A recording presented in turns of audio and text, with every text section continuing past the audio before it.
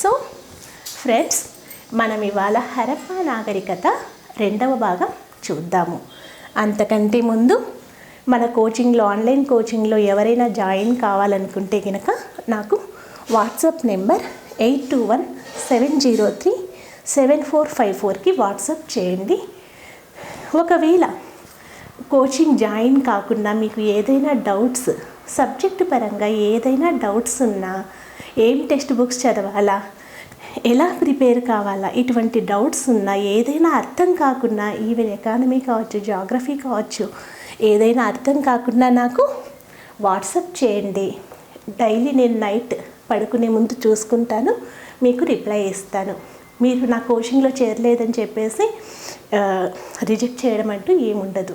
ఎందుకంటే ఎవరిష్టం వాళ్ళది కదా, రైట్? ఇకపోతే మీరు ఈ కోచింగ్లో చేరడం వలన బెనిఫిట్ ఏంటి అంటే కనుక, అన్ని స్టాండర్డ్ బుక్స్ నేను డిస్క్రిప్షన్లో ఇచ్చాను. ఆ స్టాండర్డ్ బుక్స్ మొత్తం పర్ఫెక్ట్గా కవర్ చేయడం జరిగింది. మీరు అనుకోవచ్చు, మార్కెట్లో దొరికే చాలా మెటీరియల్స్లో ఏవేవో పాయింట్స్ ఉంటాయండి. ఉదాహరణకి సింధు నాగరికతను రాబర్ట్ బ్రిగ్ ఇలా 3 దశలుగా విభజించాడు, ఫలానా సిద్ధాంతాలు ఉన్నాయి, ఇంకా ఈ సైట్స్లో ఇంకా రకరకాలుగా దొరికాయి, ఇవి దొరికాయి, అవి దొరికాయి. ఇదంతా నాన్సెన్స్ అండి. అనవసరంగా అభ్యర్థుల్ని మభ్యపెట్టకూడదు. మీన్స్ మనం ఏదో ఎక్కువ చెప్తున్నామనుకొని ఎక్కడెక్కడ చెత్త అంతా తీసుకురాకూడదు. ఇది నా ఉద్దేశం.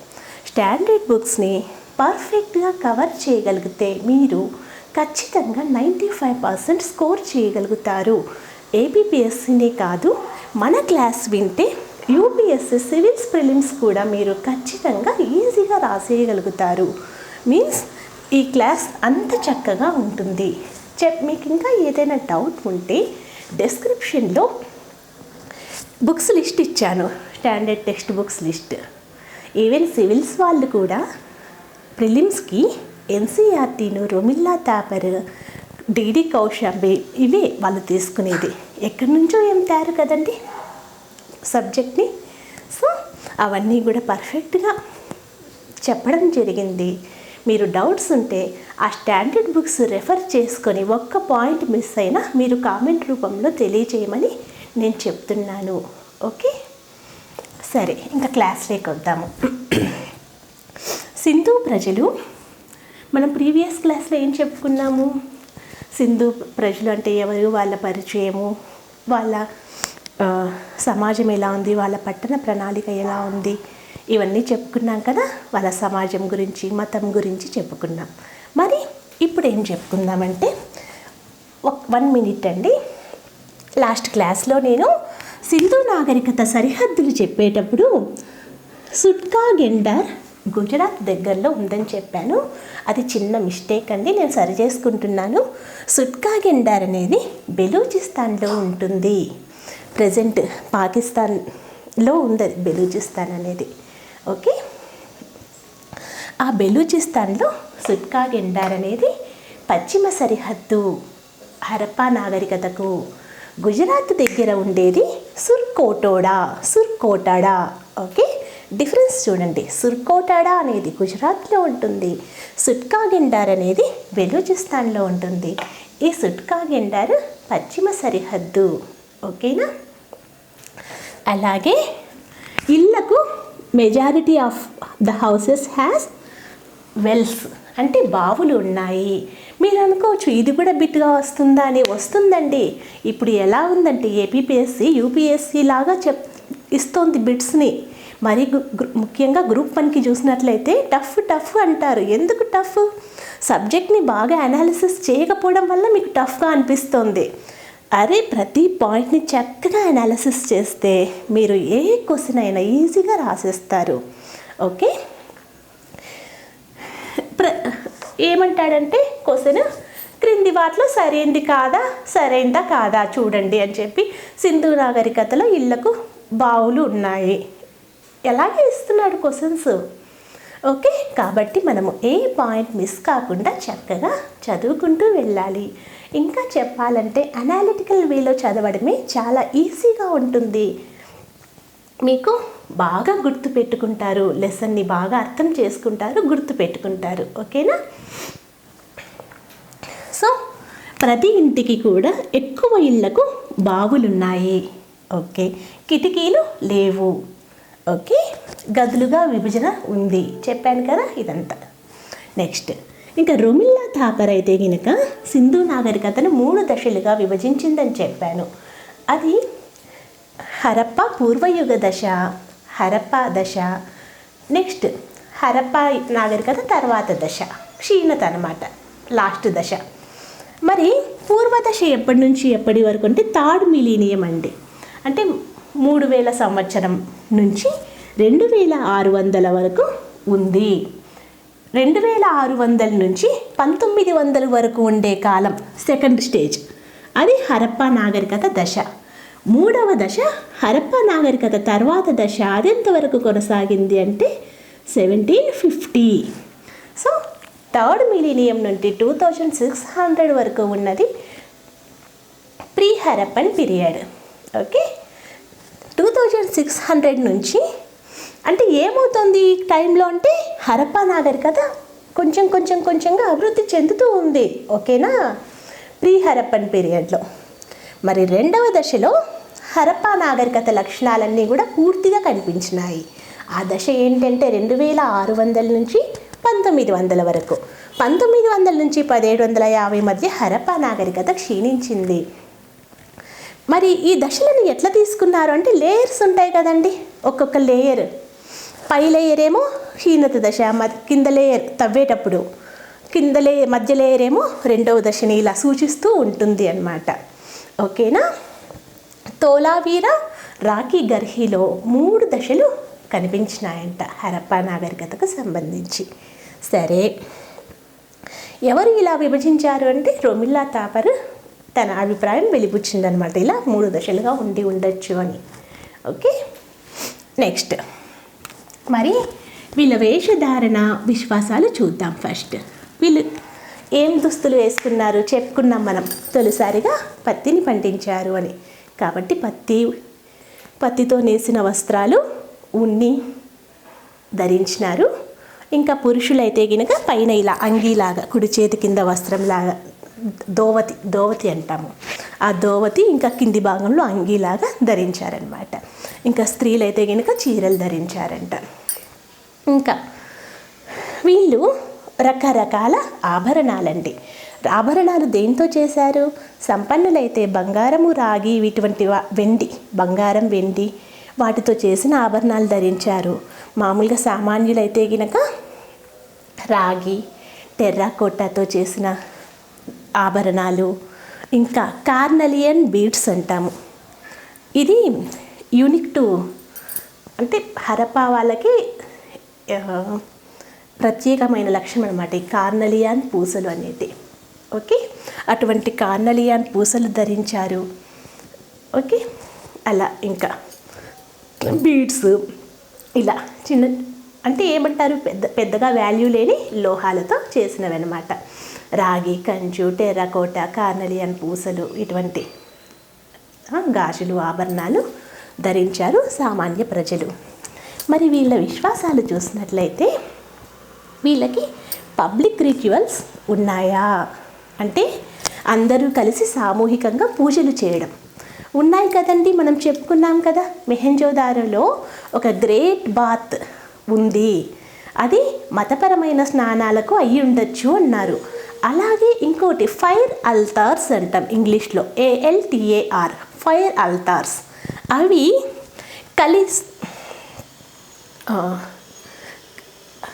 ఆ ఫైర్ అల్తార్స్ బయటపడినాయండి. ఎక్కడ అంటే కాళీబంగన్, బన్వాలీలో ఫైర్ అల్తార్స్ అనేవి బయటపడ్డాయి. అంటే ఏంటి ఫైర్ అల్తార్స్ అంటే ఏమీ లేదు, యజ్ఞగుండాలు, హోమం చేస్తాం కదా అటువంటివి. అలాంటివి కాళీబంగన్, బన్వాలీలో బయటపడ్డాయంట. సో పబ్లిక్ రిచువల్స్ అయితే ఉన్నాయి, కానీ టెంపుల్స్ నిర్మాణం జరగలేదు. ఇది సివిల్స్లో కూడా అడిగాడండి, ప్రిలిమ్స్లో. నేను చెప్తాను తర్వాత క్లాస్లో బిట్స్. ఓకే, మత విశ్వాసాలు చూసుకున్నట్లయితే టెంపుల్స్ నిర్మాణం జరగలేదు. పబ్లిక్ రిచువల్స్ అయితే ఎక్కువగా కాదు కానీ కొంచెం అయితే మనకు ఉన్నట్లు ఆధారాలు కనిపించినాయి. తర్వాత తాయెత్తుల మీద నమ్మకం ఉంది. అములెట్స్ అంటాం మనం వాటిని. తాయెత్తులు అంటే మూఢనమ్మకాలు, అంటే దుష్టశక్తుల ప్రభావము అవి ఉంది అని చెప్పేసి వీళ్ళు నమ్మారు సింధు ప్రజలు. అందుకే తాయెత్తులు ధరించారు, అములెట్స్ని ధరించారు. నెక్స్ట్ వాణిజ్యం చూసుకున్నట్లయితే మనకు మెసపటోమియాతో ఈజిప్టుతో వాణిజ్యం జరిగినట్లు ఈ అరేబియా సముద్రం ఉంది కదండి, గుజరాత్ ఇక్కడంతా ఇలా ఇక్కడ వస్తుంది అరేబియా సీ. ఇండియా మ్యాప్ చూస్తే వెస్ట్ సైడ్ ఆ అరేబియా సముద్రం గుండా వాళ్ళు నౌకల్లో, అంటే నౌకా పరిశ్రమ కూడా వీళ్ళకు ఉందని చెప్పచ్చు. హరప్పా కేంద్రం నౌకలను తయారు చేయడానికి. ఆ నౌకలు వేసుకొని పోయి మెసపటోమియా, అంటే చెప్పాను ఇరాన్ అని, ఆ మెసపటోమియా, ఈజిప్ట్, పర్షియన్ గల్ఫ్తో వీళ్ళు వాణిజ్యం చేశారు. మళ్ళీ ఈ వాణిజ్యం చేసినట్లు ఆధారాలు ఏంటి అంటే మనకి మెసపటోమియా సాహిత్యంలో ప్రస్తావిస్తారనమాట. మనకు వాళ్ళు సింధు ప్రజలను మెలూహా అన్నారు. ఓకేనా, మన మెహెంజోదారోని వాళ్ళు మెలూహా అని ప్రస్తావించడం జరిగింది. ఇంకా ఈ బెలూచిస్తాన్ కూడా సింధు నాగరికత స్థలమే కదా. ఆ బెలూచిస్తాన్లో మకాన్, ప్రస్తుతం మకరాన్ అంటాము. ఓకే, మగన్ అనే ప్రదేశాన్ని కూడా వాళ్ళు మెసపటోమియా సాహిత్యంలో పేర్కొన్నారు. ఆ బహ్రెయిన్, మగన్ గుండా వచ్చి మెలూహా ప్రజలతో వాణిజ్యం జరిగినట్లు మెసపటోమియా సాహిత్యం చెప్తోంది మనకి. ఓకే, మెలూహా అంటే మెహెంజోదారో ప్రజలు. అంతేకాదు మనకు మెసపటోమియాలో వేల కొద్దీ సింధు ప్రజల ముద్రలు కనిపించినాయి. ఓకేనా, ముద్రలు అనేవి ఎలా ఉన్నాయి తర్వాత చెప్తాను ముద్రల గురించి. ఓకే, ఇటువంటి ముద్రికలు తెలుసు కదా మీకు, పాత సినిమాల్లో చూపించుంటారు రాజముద్రికలు అనేవి ఎలా ఉంటాయని. ఓకే, స్టియటైట్ లోహంతో చేశారనమాట. ఇవి ఫ్లాట్గా కానీ స్క్వేర్ షేప్లో, రెక్టాంగులర్ షేప్లో ఉన్నాయి. అంటే చదునుగా లేదా మరియు చతురస్రాకారంగా, దీర్ఘచతురస్రాకారంగా ఉన్నాయి ముద్రలు. ఓకేనా, సరే. అటువంటి ముద్రలు వేల కొద్దీ మెసపటోమియాలో దొరికినట్లు మనకు ఆధారాలు దొరికాయి వాణిజ్యంకి సంబంధించి. మరి ప్రధానమైన రేవు పట్టణాలు అంటే అక్కడి నుంచి నౌకలు వెళ్తాయి కదా, అటువంటి రేవు పట్టణాలు ఏంటి అంటే లోథాల్, సుర్కోటాడా, సుట్కాగెండార్. ఓకేనా, మరి వీళ్ళ ఎగుమతులు దిగుమతులు ఏంటి అంటే, ఎగుమతులు మనకు తెలిసిందే కదా, పత్తిని తయారు చేశారు. ఇటువంటి వస్త్రాలు, నూలు వస్త్రాలు ఇవన్నీ ఎగుమతులు చేశారు. ఇంకా ఏనుగు దంతం, నూలు వస్త్రాలు ఇలాంటివన్నీ కూడా ఎగుమతులు చేసి ఉంటారు వీళ్ళు. ఇంకా ఇంపోర్ట్స్, దిగుమతులకు చూసుకున్నట్లయితే వీళ్ళు ఇరాన్ నుండి వెండి, వజ్రాలు, టర్కోయిస్ అంటే నవరత్నాలలో అదొక రకం అండి. నీలము, వైడూర్యము ఇలా అంటాం కదా, అలా టర్కోయిస్, స్టియటైట్ వీటిని ఇరాన్ నుండి దిగుమతి చేసుకున్నారు. బీహార్లోని హజారీబాగ్లో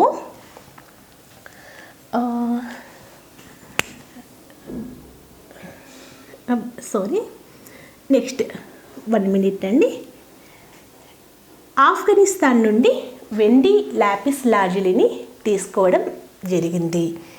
ఇంకా రాగిని రాజస్థాన్లోని కేత్రి నుండి ఒమన్ దేశం ఉంది కదా మధ్యప్రాచ్యంలో, ఆ ఒమన్ దేశం నుండి తీసుకోవడం జరిగింది. ఎక్కువగా అయితే గినక రాజస్థాన్ కేత్రి గనుల నుంచి రాగి లభించేది హరప్పా ప్రజలకి. ఇంకా బంగారం అయితే గినక మన దక్షిణ దేశం నుండి, ఓకేనా, అలాగే హిమాలయాల నుంచి లభించేదంట బంగారం. నెక్స్ట్ అగేట్ వచ్చేసి సౌరాష్ట్ర నుంచి లభించేది. సౌరాష్ట్ర అంటే ఇప్పుడు మహారాష్ట్ర, గుజరాత్ ఆ ప్రాంతంలో వస్తుంది కదా. నెక్స్ట్ అమెథిస్ట్ వచ్చేసి అమెథిస్ట్ని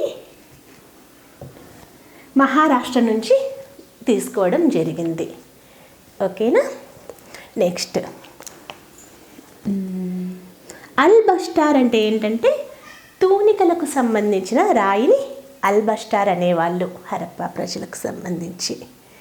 ఓకే, నెక్స్ట్ మరి వ్యవసాయం చూసుకున్నట్లయితే హరప్పా ప్రజల ఆర్థిక వ్యవస్థ ప్రధానంగా ఏది అంటాడు అన్నప్పుడు ఏదో వాణిజ్యం బాగా జరుగుతోంది కదా అని చెప్పేసి మీరు వాణిజ్యం రాయొద్దండి. వ్యవసాయమే ప్రధాన ఆర్థిక వ్యవస్థ. వీళ్ళు సర్ప్లస్ పండించారు అంటే మిగులు పండించినారు భూముల్లో. బాగా సారవంతమైన భూములు కదా వీళ్ళవి, కాబట్టి నదీ తీరాలలోనే ఉంది వీళ్ళదంతా కూడా. అల్యూవియల్ ప్లెయిన్స్ అంటాం, సారవంతమైన నేలలు. ఆ నేలల్లో పంటలు బాగా పండించారు, సర్ప్లస్ మిగులు పండించి విదేశాలతో కూడా వాణిజ్యం చేశారు హరప్పా ప్రజలు. మరి వీరు పండించిన పంటలు అంటే ప్రధానంగా గోధుమ, బార్లీ, నువ్వులు ఇలాంటివి అన్నమాట. ఇంకా వరి, చిరుధాన్యాలు అంటాం కదా, సజ్జలు, జొన్నలు, ఇలా ఇటువంటి చిరుధాన్యాలు కూడా పండించినట్లు మనకు చిరుధాన్యాల ఆనవాళ్ళు ఎక్కడ దొరికినాయి అంటే గుజరాత్లో దొరికినాయి. ఓకే, మరి వరి కూడా కొంచెం పండించినట్లు తెలుస్తోంది.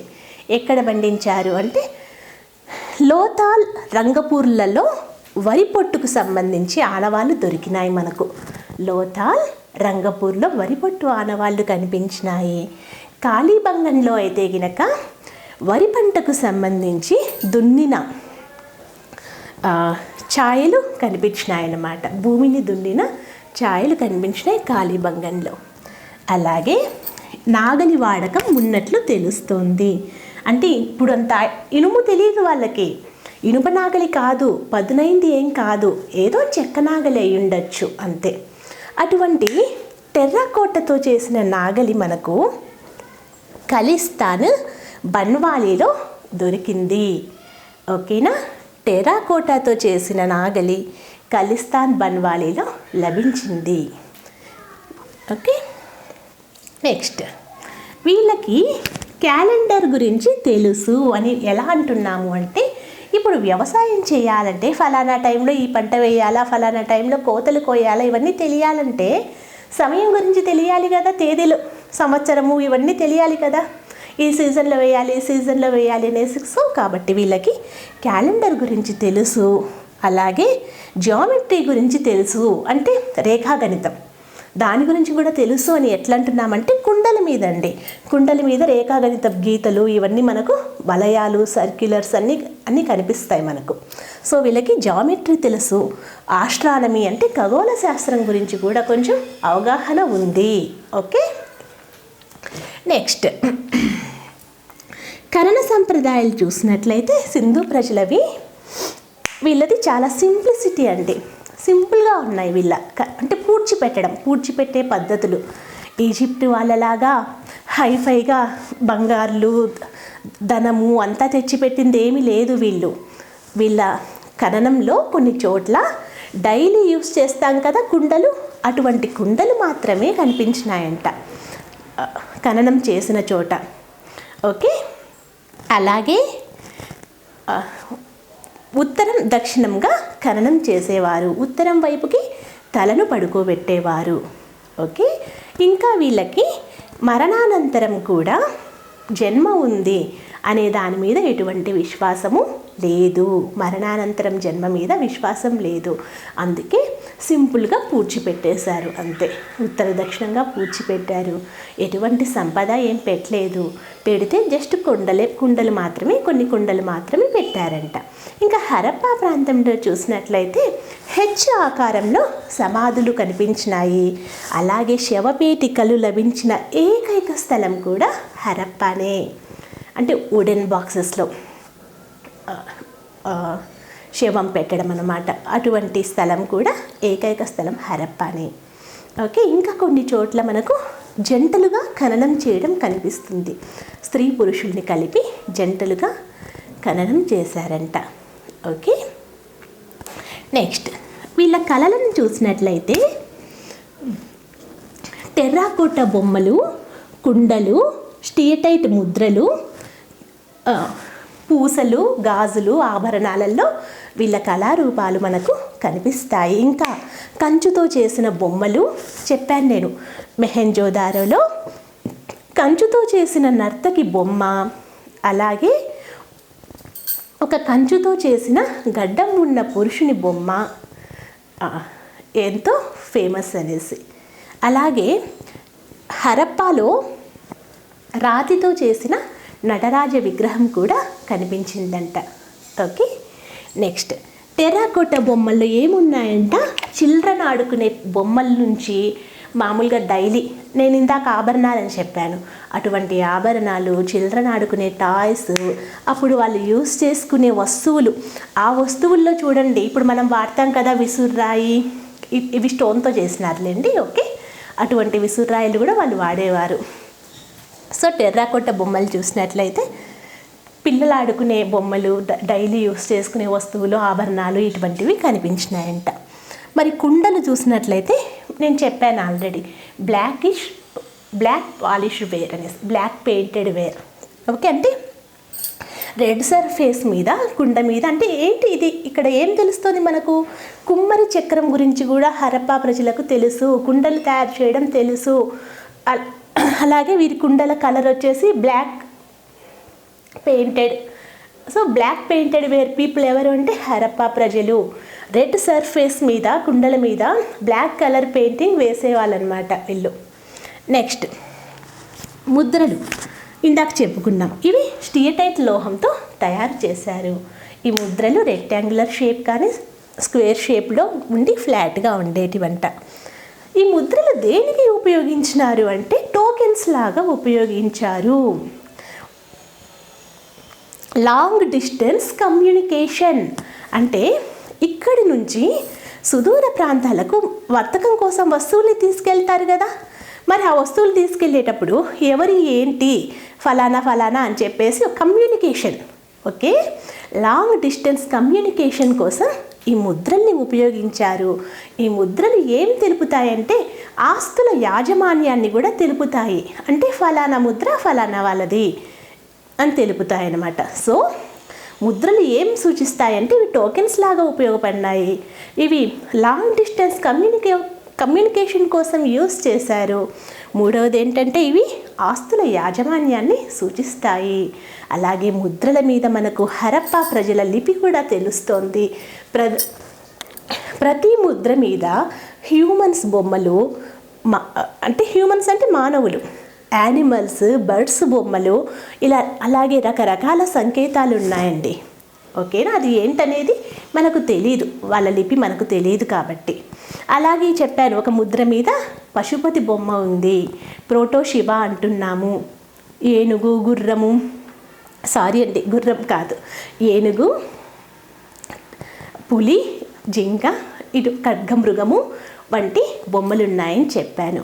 మరొక ముఖ్యమైన పాయింట్ ఏంటంటే హరప్పా ముద్రికల మీద ఎక్కువగా కనిపించే జంతువు ఏది అంటే కనుక ఖడ్గమృగము లేదా రైనోసేరస్.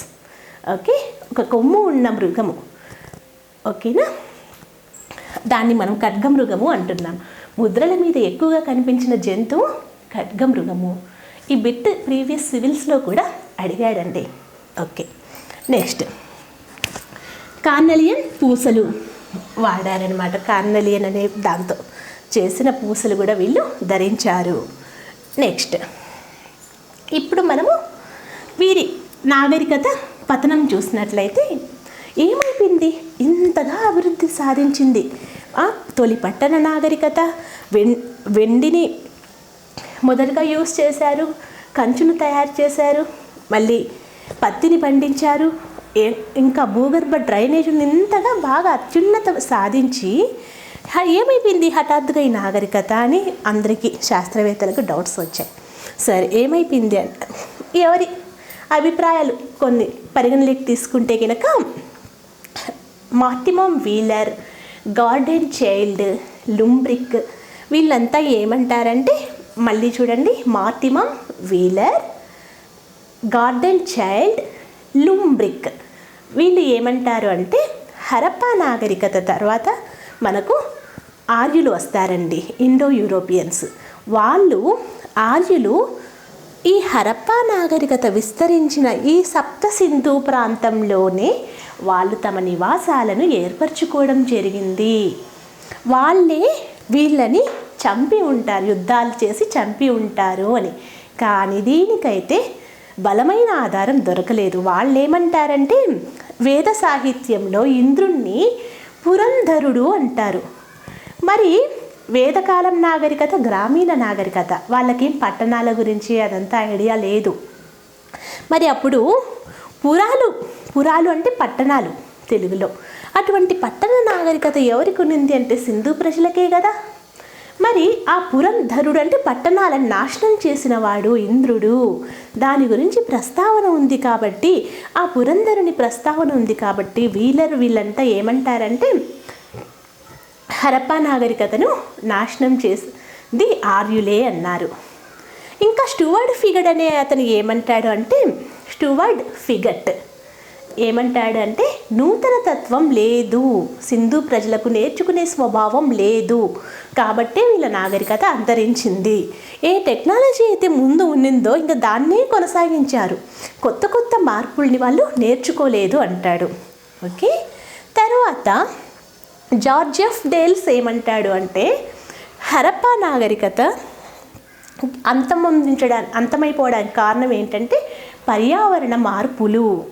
ఓకే, అది వరదలు రావడం వల్ల ఉండొచ్చు, అలాగే లేదా సింధు నది తన దిశను మార్చుకొని సింధు నది కాదండి సారీ సరస్వతీ నది తన దిశను మార్చుకోవడం వల్ల అయ్యుండొచ్చు అని చెప్తారనమాట ఈ జార్జ్ ఎఫ్ డేల్స్ లాంటి వాళ్ళనమాట.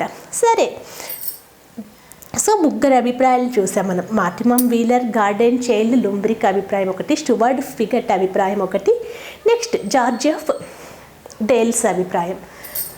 అలాగే కౌశాంబి కూడా అలాగే అంటాడు, జార్జ్ ఎఫ్ డేల్స్ లాగే కౌశాంబి కూడా చెప్తాడనమాట.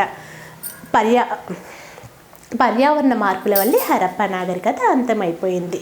సరే, మనమేం చెప్తాము అంటే ఇంతే, ఇలా వేరియస్ రీజన్స్ వల్ల హరప్పా నాగరికత అంతమై ఉండొచ్చు, లేదా వాళ్ళు ఇతర కిందికి వేరే వేరే ప్రాంతాలకు విస్తరించి మైగ్రేషన్ అయిపోయి ఉండొచ్చు అని అనుకుంటామన్నమాట. ఓకే, ఇక్కడ మీకు ఇంకొకటి చెప్పలేదు, నీటిపారుదల గురించి. నీటి యాజమాన్యం ఎలా ఉంది అంటే చాలా చక్కగా, వీళ్ళకి కాలువలతో ఇప్పట్లాగా కాలువలన్నీ కట్టి వ్యవసాయం చేయడం తెలీదు.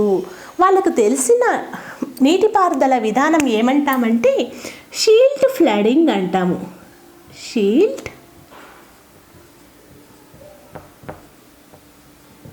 ఫ్లడింగ్ అంటే పంట ఉన్న చోటికి నది నీళ్లను వచ్చి వరదలు వచ్చినప్పుడు వస్తాయి కదా, వచ్చినప్పుడు పంటలు వేసుకొని అలా పెంచుకోవడం అన్నమాట. అంటే దానంతటకు అయ్యే నీటితో ముంచెత్తి వ్యవసాయాన్ని చేయడము షీల్డ్ ఫ్లడింగ్ అంటాము.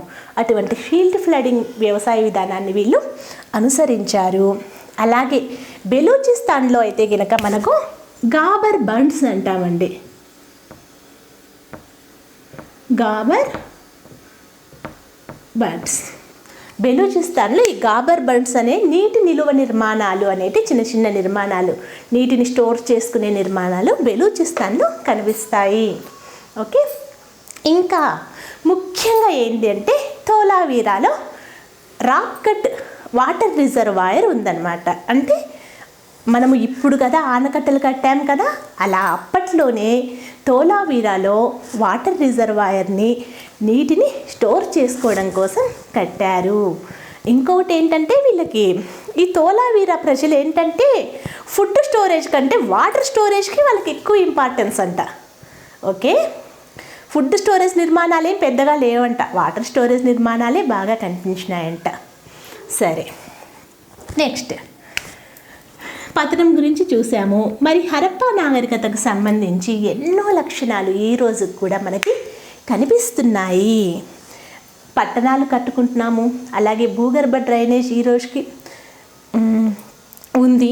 అలాగే ఏమంటారంటే స్వస్తిక్ గుర్తు ఆరాధన, పైపల్ ట్రీ మరి రావి చెట్టును పూజించడము, పాములను పూజించడము, ప్రోటో శివ అని చెప్పాను కదా, ప్రోటో శివాని తర్వాత శివుడిగా ఆరాధించడము. అమ్మ తల్లి ఆరాధన కాస్త ఏమైంది, శక్తి రూపంలో ఆరాధిస్తున్నాము. అలాగే